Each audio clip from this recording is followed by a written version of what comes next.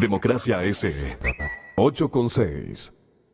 Bueno, mientras transcurría la cadena de la Asamblea Nacional, esto es una herencia que seguramente nos merecemos. Nos merecemos porque no hemos hecho ostensible nuestro descontento al formato obligatorio al que nos ha asumido el partido de gobierno, el partido único de gobierno. Cadenas, cadenas. Seguimos con las cadenas. Muy bien. Usted, embajador, por su conocimiento y experiencia internacional de muchísimos años al frente de los intereses diplomáticos y de relaciones exteriores de nuestro país, ¿en qué estados, de qué tipo de ideología se utilizan las cadenas? Perdone. Bueno, pasamos a eso. Comencemos. Realmente es Sí. pertinente. En mi experiencia diplomática, que he recorrido prácticamente bastantes países en Europa, en América, las cadenas solamente han servido en los países comunistas, en que el control absoluto de la información lo hacía el Estado. Y las cadenas desde el medio para introducir lo que el Estado quiere hacia sus... Pero hay necesidades de cohesión, de mutuo entendimiento para etapas como la que, por ejemplo, está atravesando la nación mexicana este mismo instante. Ahí se justifican Se justifican las cadenas cuando hay una situación de emergencia, una situación extraordinaria que el jefe del Estado o alguno de los más altos funcionarios necesita comunicar a la población. Es otra cosa. Es otra cosa, sí. es otra cosa. Pero unas cadenas permanentes que simplemente es la forma de hacer propaganda del partido que esté en el gobierno, nada más, en detrimento de que los otros partidos que no pueden tampoco hacer una propaganda equivalente que debería compensarse para que exista una igualdad de oportunidades, llamémoslo así, pues no se da en ninguno de los países. Estas cadenas que fueron todavía mucho más drásticas, repetitivas, abusivas, digamos, con la paciencia social y hasta de los medios de comunicación, han quedado en vigencia porque la ley de comunicación está vigente. La ley de comunicación está vigente, no ha habido variante a pesar de las expresiones del presidente Moreno de que debe existir libertad absoluta de expresión, pero si tenemos una ley que es una espada de Damocles que puede ser utilizada en cualquier momento, yo creo que eso restringe la libertad. No es justo decir que estamos absolutamente en libertad. Hay un peligro, si es que en determinado momento usted o cualquier otro comunicador dice algo que le molesta al gobierno, le pueden aplicar la ley nomás simplemente, como lo venían haciendo antes. Yo creo que ya es hora de que se piense en que esa ley debe ser derogada o cambiada radicalmente para suprimir todas estas cosas. ¿Y quién puede hacer aquello? Bueno, eso puede hacer el que puede tener iniciativas, el presidente frente al Congreso, que tiene que hacer pero el Parlamento. Tiene que ser a través de una consulta popular, porque el Parlamento no va a permitir, tienen la mayoría, y a ellos les conviene que mantenerle vigente a la ley, pues no. Una consulta popular, como se está pensando en una consulta popular, uno de los temas debería ser este. Echar abajo la ley de comunicación. Este tema va dentro de algo que es fundamental. El respeto a los derechos humanos, el respeto a la libertad de pensamiento y a la libertad de expresión y a la libertad de comunicación. Va exactamente unido a eso. ¿Cómo hago, señoras y señores? Perdí al doctor Joaquín Hernández Alvarado, rector de la Universidad de Espíritu Santo, precisamente porque habíamos pactado con él una comunicación para que pueda conversar con usted, embajador Marcelo Fernández de Córdoba, pero vamos adelante, tenemos que hacerlo. Sígale insistiendo, si es tan amable. Averigüe en la Universidad de Espíritu Santo o en el domicilio particular del doctor Hernández, haciendo un esfuerzo, no ciñéndose exclusivamente al teléfono único y solitario que lo tienen por allí.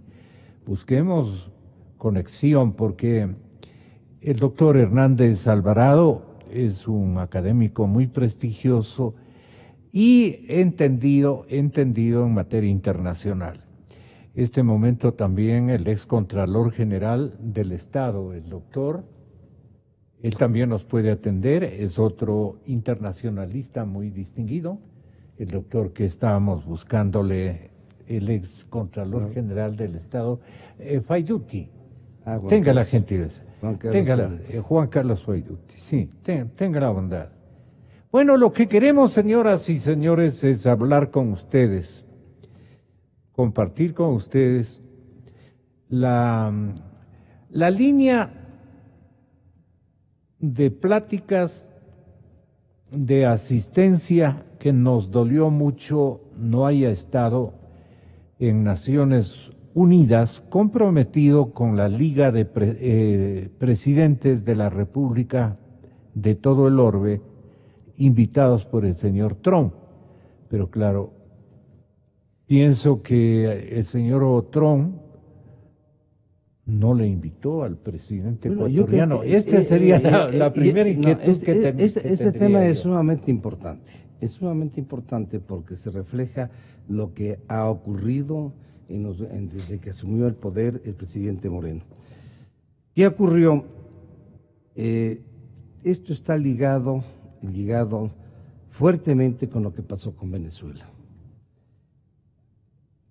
Hace aproximadamente 2 meses hubo un intento de la Secretaría General de la OEA de adoptar medidas mucho más fuertes para a favorecer la democracia, la verdadera democracia en Venezuela. Esto fue bloqueado porque no se consiguió el número de votos necesarios para aprobar una resolución que fuera directamente como se había pensado y como querían 18 países. Entonces, ¿qué pasó al respecto? Hubo una convocatoria doble que se hizo. Los 18 países se convocaron a Lima para buscar medios diplomáticos, en medios de una acción conjunta de estos 18 países frente a la situación de Venezuela, y simultáneamente convocaron una reunión del ALBA para apoyar al presidente Maduro. ¿El Ecuador a dónde fue? A Caracas. ¿El Ecuador qué hizo? Apoyar irrestrictamente, bajo el pretexto del respeto a la soberanía, apoyar irrestrictamente a Maduro. Sí, nos quedamos con el Evo, con Nicaragua Guayamabe y algunos pequeños países de los que constituyen. Pero eso me parece falta de ojo visor, es que lo que pasa o una visión más no actualizada. No hay cambio de la política exterior. El presidente Moreno quiso arreglar un poquito después, declarando que le preocupaba la situación de Venezuela, las faltas de libertades, etcétera, etcétera, pero no atacó la base del problema, que es la dictadura de Maduro. No atacó. Entonces, evidentemente que el presidente Trump, ¿a quiénes ha invitado? A países que asistieron a esta reunión de Lima, como es Colombia, como es Brasil, como es Chile y como es Perú. Lamentablemente Perú no pudo asistir. El Ecuador ha estado marginado de la cena que dio el presidente Trump, en la cual llamó para precisamente aunar políticas frente a Venezuela. Porque en la prensa hoy día quiere confundir, ¿no? Porque manifiestan que Moreno estuvo con el presidente Trump en un almuerzo. Son dos cosas totalmente distintas, hay que ser muy claros. El almuerzo fue un almuerzo dado por el secretario general de las Naciones Unidas, en la que obviamente tuvo la suerte de coincidir en la mesa que lo habían puesto al presidente Trump. Pero ese almuerzo no se trataban, o no, obviamente si habrán conversado, puede ser que hayan conversado, pero no era el tema específico por el cual convocó a la cena, a la noche el presidente Trump, y de la cual el Ecuador ha quedado excluido. Y me parece que esto tiene algo realmente que hay que pensar, que algo fundamental en el continente, particularmente en nuestro continente, en Sudamérica, es la situación de Venezuela. Es la situación de Venezuela creada por el irrespeto a los derechos humanos, por la cantidad de muertos que han ocurrido en las manifestaciones, por la escasez que tienen, que no podemos ser ciegos y no podemos dejar de mirar que el pueblo venezolano está sufriendo con las consecuencias de un gobierno dictatorial que quiere perpetuarse en el poder, que ha convocado a una asamblea constituyente de todas maneras ilegal, pero que nosotros no decimos nada como gobierno. Yo creo que el país tiene que volver a lo que es fundamental en estos aspectos, ya que topamos por ahí. El Ecuador tiene una posición muy clara manifestada en Riobamba. La declaración de Riobamba, que establece que los derechos humanos están sobre cualquier consideración interna de los estados. La comunidad internacional tiene la obligación de velar por el respeto de los derechos humanos. Nos hemos olvidado de eso, a pretexto, dizque, de respetar la soberanía interna. Precisamente, la soberanía interna en estos casos pasa a un segundo plano frente a lo que es tremendamente importante, lo que es uno de los puntales fundamentales de los derechos humanos, de la democracia, que son los derechos humanos. Yo creo que es hora de que el presidente Moreno se dé cuenta de que hay que cambiar, el Ecuador tiene que volver a sus raíces, a sus raíces históricas, sobre todo como país que ha sido líder en cuestión de legislación de derechos humanos, de creación del derecho internacional frente a los derechos humanos. Tenemos que retomar esa posición. Tiene el presidente la oportunidad de hablar hoy día, creo que ya estamos casi en la hora que va a hablar, ¿no? De topar estos temas. Porque simplemente se ha dicho, lo que ha trascendido a la prensa es que el presidente va a presentar el plan de toda una vida, que fue uno de los programas de las elecciones, una de las propuestas de las elecciones, va a hablar de protección del medio ambiente, va a hablar de la propuesta de diálogo, va a hablar del combate a la pobreza, va a generalidades. ¿De qué cree usted, embajador, que debería hablar el presidente Moreno? Bueno, está bien que el presidente Moreno tope temas internos, está bien, ¿no? Pero esos temas internos nos atañen a nosotros. Estos temas internos no tienen una repercusión internacional. Puede topar estos temas, pero hay temas que la comunidad internacional este rato está tremendamente preocupada. Simplemente para poner un ejemplo. ¿Qué pasa si estalla una guerra atómica entre Corea del Norte y los Estados Unidos? Eso nos va a afectar a todos. El Ecuador tiene que mantener una posición clara, tiene que referirse a eso. En el campo continental, lo que acabamos de mencionar, el Ecuador tiene que mantener una posición clara frente a la violación de los derechos en Venezuela. Y así podemos seguir analizando temas de orden internacional. Hay que combinar las dos cosas. Hay que combinar. Perdón, embajador, estoy en este momento ya en contacto y desde hace algunos segundos, ¿no? Con el internacionalista y respetable intelectual guayaquileño, señor doctor Juan Carlos Fayduti. Y estamos también buscando conexión y ojalá aprecio y afecto a nuestra actividad informativa en la ciudad de Nueva York con Alex Mora.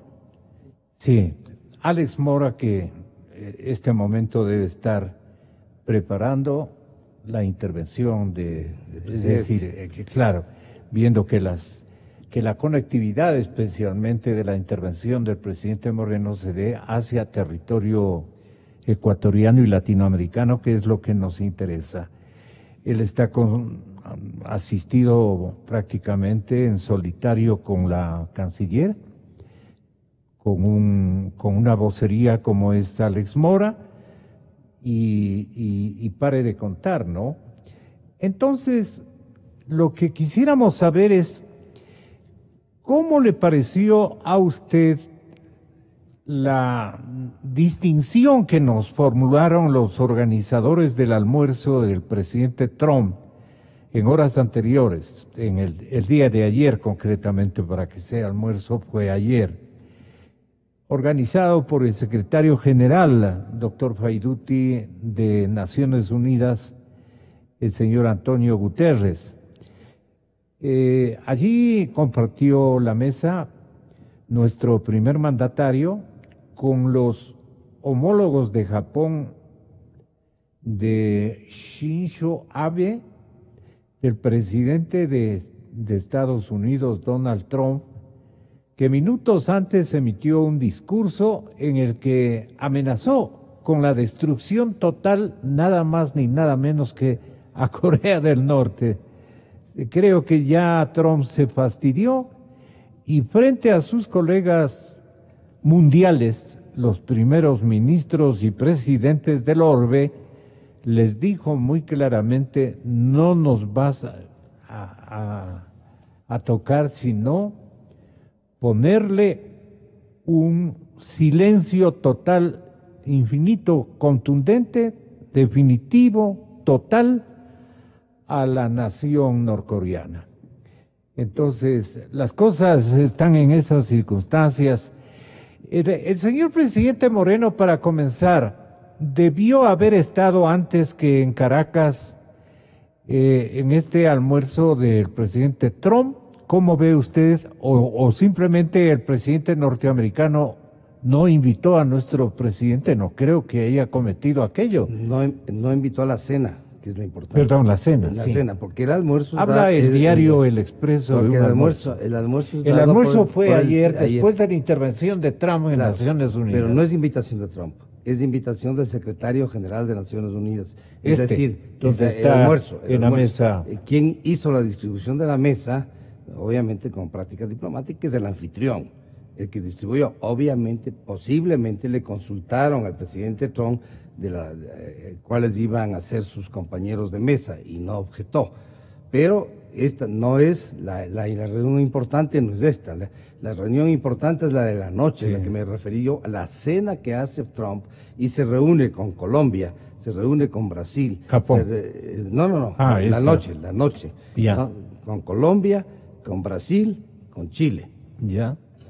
Y Argentina. ¿Cómo ha visto esta primera incursión hacia territorios tan importantes norteamericanos, especialmente porque allí en la metrópoli estadounidense se encuentra el edificio que todos conocemos, que todos tenemos en nuestra memoria gráfica, el edificio, el gigante edificio de las Naciones Unidas. Y allí está Moreno, nuestro presidente, compartiendo con nuestra canciller, creo que es el presidente de Japón. A su lado está el presidente Trump en el centro de la mesa, muy sonrientes. Pero al presidente ecuatoriano le correspondió compartir esta mesa y este mantel largo con el presidente norteamericano. Digan lo que digan en filas del partido de gobierno, pero esto es un honor, pues, ¿no? Indiscutiblemente. Pero pasemos con Juan Carlos Paiduti en Guayaquil. Tenga la bondad, saludámosle con Marcelo Fernández de Córdoba, distinguido embajador ecuatoriano. Tenga la bondad. Señor doctor, bienvenido a la cadena Democracia, buenos días. Buenos días a ustedes y buenos días a mi buen amigo Marcelo Fernández de Córdoba. Estoy plenamente de acuerdo con lo que él ha expresado hace un momento. En cuanto a este acto protocolario que usted hace bastante énfasis sobre eso, no sabemos si realmente se debió a razones de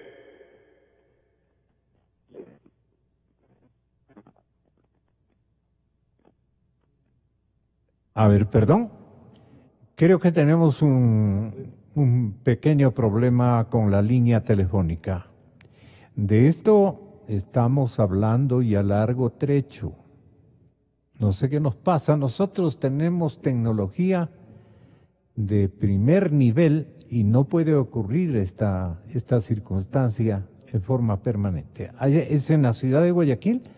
Vamos a retomar esa comunicación. Bueno, algo quería manifestar Juan Carlos Paiduti, embajador. Bueno, quería decir, estaba de acuerdo con lo que yo estaba manifestando, sí, de que el almuerzo, el anfitrión es el secretario general, el que da el almuerzo. Un almuerzo de cortesía, un almuerzo en que obviamente, por lo que se ve, hicieron varias mesas y en una mesa le tocó a nuestro presidente con el presidente Trump. Pero esas mesas son organizadas o implementadas por Naciones Unidas, pero previa consulta del anfitrión. Podría ser, pero se entiende que los países que están ahí tienen relaciones diplomáticas sin mayor problema con los Estados Unidos, en los cuales está el Ecuador en cierto sentido. Ahí no podría estar sentado Corea del Norte, porque sería realmente contraproducente que estén los dos ahí sentados, ¿no? Pero es Naciones Unidas, obviamente pueden haber consultado, inclusive una consulta se hace a todos, ¿no? Va a estar sentado usted al lado de tal, tiene algún inconveniente, y lo normal, lo cortés frente a la anfitrión es decir, no tengo inconveniente. Pero no es un almuerzo en el cual se hubieran tratado temas realmente importantes. Es obvio que podrían haber conversado algo, pero no hay un programa de almuerzo, es un acto social, netamente social. El de la noche no, por eso es lo que yo diferencio. El de la noche sí es una cena dada por el propio presidente Trump y que escoge sus invitados. Dice, invito a fulano, sutano, invito a Colombia, a Brasil, a Chile, ¿no? Argentina y Perú. Perú lamentablemente no fue. Guterres es el que da el almuerzo. cambió el diseño él da el almuerzo y sería el protocolo de Naciones Unidas el que debe haber hecho la distribución y los arreglos. ¿Y qué aspectos seguramente debió haber con alguno de estos mandatarios, los más importantes del mundo? Tal vez usted no hay todavía una información de contenidos en las pláticas. Lo único que nos han enviado es la fotografía correspondiente. Allí está manera de intervención imponente el presidente de los Estados Unidos, como él acostumbra hacer, pues no, bueno, claro, tiene la iniciativa. De los personajes, pues, naturalmente, claro, es el más importante, también debe estar. Y nuestro presidente está sonreído porque algo debe haber escuchado de parte del señor Trump, porque todos están sonrientes. Un almuerzo de ese tipo es informal, en el sentido de la conversación, es informal, ¿no? ¿Qué conversaron? No creo que tengan temas absolutamente comunes los que están en la mesa, salvo si topan el tema de Corea del Norte, que es un tema que a Japón le preocupa, que a Estados Unidos le preocupa. Entonces es un tema que pueden haber conversado, pero es una conversación informal de la cual no se deja constancia de lo que ha ocurrido. Tiene una buena semblanza del presidente Moreno, seguramente el presidente norteamericano, porque no ha objetado su presencia. Obviamente. Que deben haberle consultado. Hay algo que yo quisiera recalcar, ¿no? Hablando de que estamos pensando de que debe cambiarse, de que la política exterior del Ecuador debe retomar su prestigio. El hecho de que haya ido el presidente Moreno es algo positivo, porque el presidente Correa prácticamente durante los 10 años fue muy pocas veces. Yo recuerdo una sola vez y después ya dejó de asistir porque consideraba esta reunión de la Asamblea General como pérdida de tiempo. Yo creo que la mera presencia del presidente es un acto positivo. Ahora hay que ver qué es lo que dice dentro de pocos minutos, qué impacto tiene en la comunidad internacional, que es muy difícil este tipo de discursos. Los que van a seguir el discurso del presidente Moreno van a ser los países vecinos a nosotros, particularmente, posiblemente también Estados Unidos, también tiene interés en ver qué es lo que pasa en América del Sur. De ahí que hay una importancia evidente en la presencia del presidente, quiero decir, por el hecho de que anteriormente el presidente Correa había dejado de asistir, consideraba una pérdida de tiempo el estar en el foro más importante de la humanidad, que es la Asamblea General de Naciones Unidas. Hicimos un convenio también con Alex Mora, o sea, un compromiso, sellamos un compromiso para que tenga la bondad también de intervenir a esta hora de la mañana. Ya lo ubicaron. Alex Mora, secretario de Comunicación del señor presidente Moreno. Lo estamos tratando de ubicar. Pero él no nos dio nos dio un teléfono especial. Nos dio un teléfono especial, no el que tenemos de Alex Mora. Sí, tenga la bondad. Nos dio un teléfono para comunicarnos allá. Era un teléfono que seguramente pertenecía a las líneas de propiedad de la Presidencia de la República del Ecuador. y desde ahí nos quería remitir un contacto con él, no con el presidente Moreno, sino un reporte periodístico. Pero bueno, ¿qué es de aprovechable esta concurrencia a estas pláticas? ¿Qué habría sido importante? ¿En qué se empeñaría el presidente Moreno? Vamos adivinando. En primer lugar, le digo, la importancia es la presencia. La primera, dado el antecedente que he mencionado. En segundo lugar, la importancia estará dada por el texto del discurso, qué temas aborde en el discurso del presidente Moreno, si son temas realmente de interés absolutamente mundial o internacional o más amplios, ¿no? La otra parte que en estas reuniones es también importante, los contactos que pueda hacer el presidente, y que de hecho pues sabemos algo, se va a reunir, o ya se ha reunido con el presidente de Austria, se ha reunido con el presidente de Costa Rica, ¿no?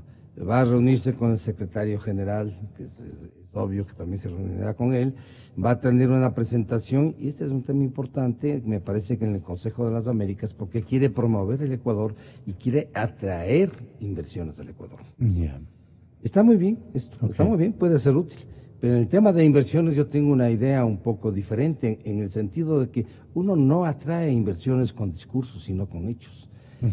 ¿Cuáles podrían constituir hechos? Evidentemente que el Ecuador se ha aislado del mundo internacional, económico internacional. Tenemos medidas que frenan la inversión extranjera privada. Pero al final hay que derogarlas, hay que cambiarlas para demostrar la que el país administración Correa permitió de alguna manera, aunque a disgusto, fusionar con Europa, con el mercado común europeo.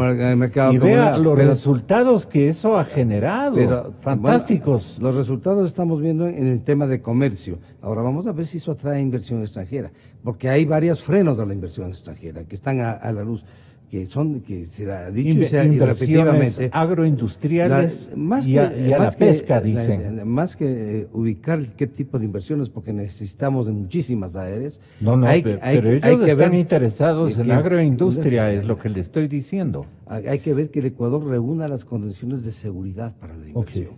Eso es lo que nos hace falta, seguridad jurídica.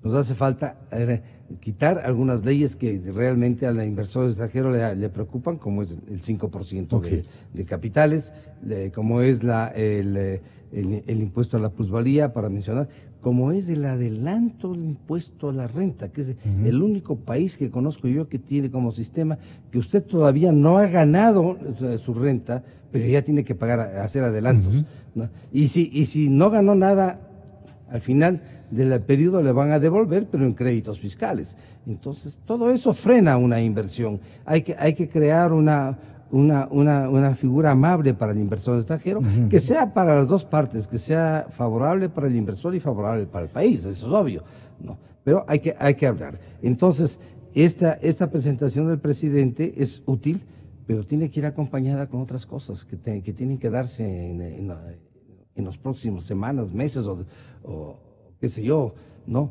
Para que el Ecuador cambie la imagen. Es útil. Bueno, va a hacer también alguna entrevista, veo que está programada alguna entrevista con ecuatorianos, que también está bien que se haga. Es decir, el viaje puede ser útil, obviamente, si es aprovechado. Pero que es oportuno, es oportuno, o fue oportuno la planificación de ese viaje. Yo creo que sí, creo que sí, porque para mí lo fundamental es el retomar la acción internacional ante estos organismos, con la presencia del presidente ante estos organismos que anteriormente, pues en los últimos 10 años inicialmente se los maltrató muchísimo. Al final el presidente Correa tomó la presencia de él, fue a determinados organismos de Naciones Unidas que algo se presentó, hizo algunos contactos.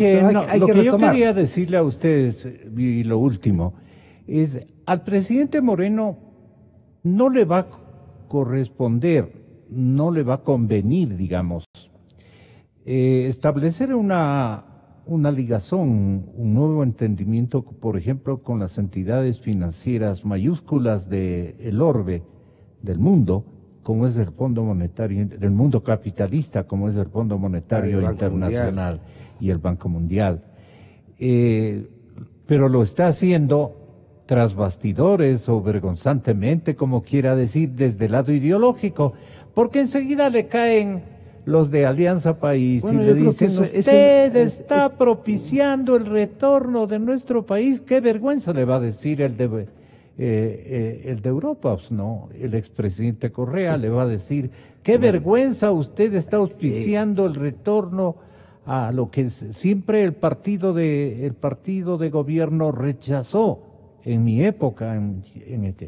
Ese es un tema que me parece está muy bien manejado, muy bien conducido por el presidente Moreno. Bueno, obviamente están en contacto, pero no están. Aquí es una situación muy práctica la que hay que ver. Los organismos internacionales facilitan fondos, dan préstamos que el Ecuador necesita desesperadamente. ¿Cuáles son de interés? ¿Cuáles son las tasas de interés? ¿Cuáles son las tasas de interés de los organismos mundiales? 2, 3, 4%.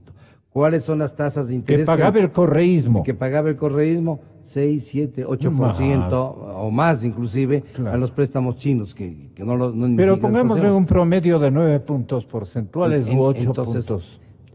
En un sano razonamiento dice, obviamente tenemos que ir donde nos van a prestar en mejores condiciones.